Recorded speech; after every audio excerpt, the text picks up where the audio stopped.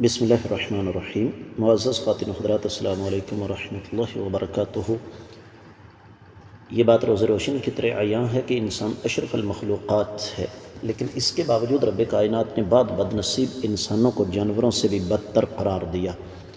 وہ لوگ کون ہیں؟ یہی ہمارے آج کے قرآن مجید کے سبق کا موضوع ہے۔ معمول کے مطابق سب سے پہلے آیت مبارکہ کی تلاوت کرتے ہیں۔ اعوذ باللہ السمیع العلیم من الشیطان الرجیم۔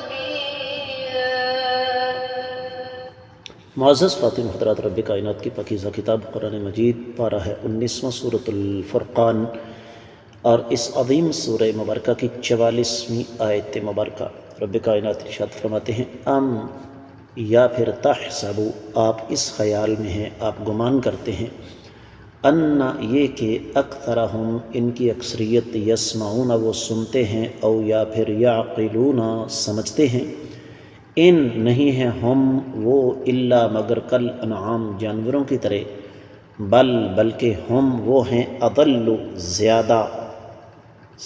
زیادہ گمراہ، سبیلا، راستے سے۔ بامحاورہ ترجمہ سماعت فرمائیے گا۔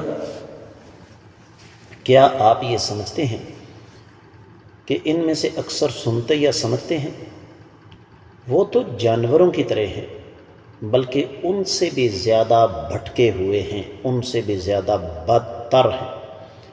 امام ابن کثیر رحمۃ اللہ علیہ نے اس آیت مبارکہ کی تفسیر بیان کرتے ہوئے جو الفاظ بیان فرمائے، میں یہ چاہوں گا کہ میں انہیں عربی میں آپ کی خدمت میں رکھوں۔ بڑی پیاری عبارت ہے۔ فرماتے ہیں، اسوأ حالا من الانعام السارحہ، ان کی حالت جانوروں سے بھی بدتر ہے۔ اور کیوں؟ فرماتے ہیں، فَإِنَّ تِلْكَ تَعْقِلُ مَا خُلِقَتْ لَهُ، جانوروں کو بھی پتہ ہے کہ ہم کس لیے پیدا کیے گئے۔ وَهَؤُلَاءِ خُلِقُوا لِعِبَادَةِ اللَّهِ وَحْدَهُ لَا شَرِيكَ لَهُ، یہ بد نصیب اللہ کی عبادت کے لیے پیدا کیے گئے، صرف اکیلے اللہ کی۔ وَهُمْ يَعْبُدُونَ غَيْرَهُ وَيُشْرِكُونَ بِهِ، اس کے باوجود یہ بد نصیب اللہ کے سوا دوسروں کی عبادت کرتے ہیں اور اللہ کے ساتھ شرک کرتے ہیں۔ مع قیام الحجت علیہم وارسال الرسل الیہم، جبکہ حجت ان پر قائم ہو چکی ہے اور رسول ان کے پاس تشریف لا چکے ہیں۔ امام ابن کثیر رحمۃ اللہ علیہ کی بڑی پیاری بات ہے یہ، اس پر غور کرنے کی ضرورت ہے۔ دیگر کتب تفسیر کا جائزہ لیا جائے، اہل علم نے یہ فرمایا ہے کہ ام کا لفظ یہاں بل کے معنوں میں ہے، یعنی بلکہ، اور یہاں پر اس حوالے سے امام شنقیطی رحمہ اللہ نے اضواء البیان میں بڑی لمبی چوڑی تفصیل بیان کی۔ بالکل اسی طریقے سے فقیہ العصر شیخ ابن عثیمین رحمہ اللہ، انہوں نے بھی اس پر بڑی تفصیل کے ساتھ روشنی ڈالی ہے، اور انہوں نے باقاعدہ دلائل کے ساتھ یہ ثابت کیا ہے کہ یہاں ام کا لفظ بل یعنی بلکہ کے معنوں میں ہے کہ اے محمد صلی اللہ علیہ وآلہ وسلم، آپ ان ظالموں کے ساتھ سرک پاتے ہیں اور آپ یہ سمجھتے ہیں کہ یہ حق کو سنیں گے اور اس کو سمجھیں گے۔ ایسی بات نہیں ہے۔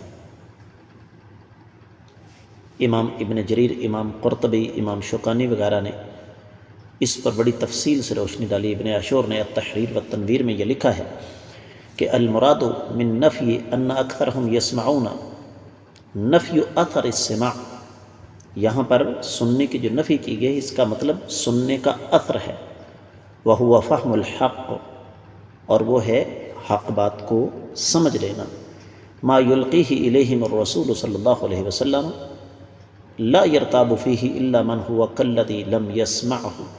آقا علیہ السلام جو کچھ ان کے سامنے سچی دعوت پیش کرتے تھے، یہ بد نصیب اس میں اسی طریقے سے شک کرتے تھے گویا کہ انہوں نے سنا ہی نہیں، جس طریقے اللہ تعالیٰ سورۃ النمل کی 80ویں آیت مبارکہ میں فرماتے ہیں اِنَّكَ لَا تُسْمِعُ الْمَوْتَى وَلَا تُسْمِعُ الصُّمَّ الدُّعَاءَ إِذَا وَلَّوْا مُدْبِرِينَ، آپ مردوں کو نہیں سنا سکتے اور بہرا سن ہی نہیں سکتا جتنا مرضی آپ اسے پکاریں، اور وہ منہ پھیر کر جانے والے ہیں۔ اور پھر اہل علم نے اسی مناسبت سے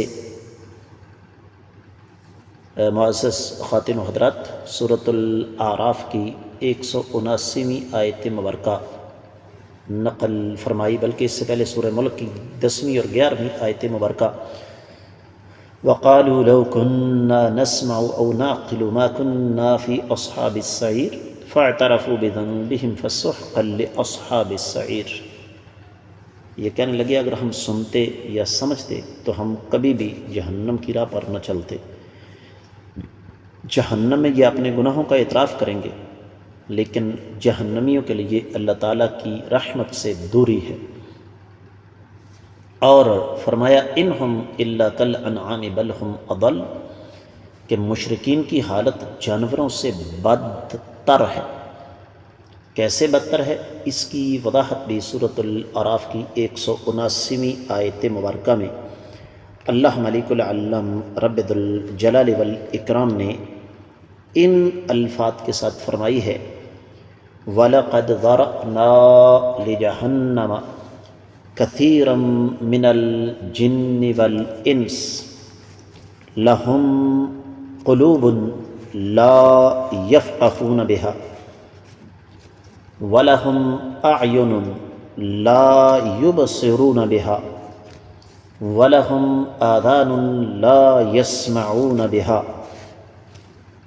أُولَئِكَ كَالْأَنْعَامِ بَلْ هُمْ أَضَلُّ أُولَئِكَ هُمُ الْغَافِلُونَ،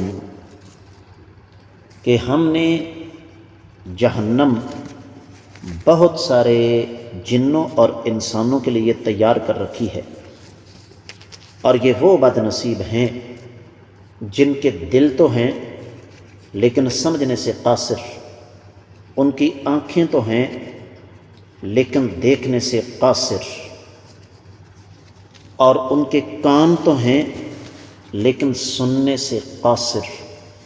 فرمایا یہ لوگ جانوروں کی طرح ہیں بلکہ یہ ان سے بھی بدتر ہیں، اور یہ لوگ ہی در حقیقت غافل ہیں۔ اور پھر سورہ انفال پیچھے گزری ہے، اس کی آیت مبارکہ ہے 22 اور 23۔ اللہ رب العزت ارشاد فرماتے ہیں ان شر الدواب عند اللہ الصم البکم الذین لا یعقلون ولو علم اللہ فیہم خیرا لاسمعہم ولو اسمعہم لتولوا وہم معرضون، بدترین جانور اللہ کے ہاں وہ شخص ہے، ایسے لوگ ہیں جو گنگے بہرے ہیں، عقل نہیں رکھتے، اگر رب کائنات ان میں تھوڑی سی بھی بلائی دیکھتے تو ان کو سنا دیتے، اور اللہ تعالیٰ اگر ان کو سنا بھی دیتے تو یہ منہ پھیر لیتے، اور یہ اعراض کرنے والے تھے۔ اسی سورۃ الانفال کی 55ویں آیت مبارکہ میں رب کائنات نے فرمایا ان شر الدواب عند اللہ الذین کفروا فہم لا یؤمنون، مفہوم بتانے کی ضرورت نہیں، بالکل واضح ہے۔ اور پھر سورہ محمد آگے آ رہی ہے، اس کی آیت 12 ہے، رب کائنات ارشاد فرماتے ہیں والذین کفروا یتمتعون ویأکلون کما تأکل الانعام والنار مثوی لہم، کافر دنیاوی نعمتوں سے فائدہ اٹھاتے ہیں اور اس طرح کھاتے ہیں جس طرح جانور، اور ان کا ٹھکانہ جہنم ہے۔ پھر سورۃ البینہ ہے، 30ویں پارے میں 6 آیت مبارکہ ہے، ان الذین کفروا من اہل الکتاب والمشرکین فی نار جہنم خالدین فیہا اولئک هم شر البریہ۔ اہل کتاب اور مشرکین میں سے جن لوگوں نے کفر کیا وہ جہنم کا ایندھن ہے، اور یہ بدترین مخلوق ہے اللہ تعالیٰ کی۔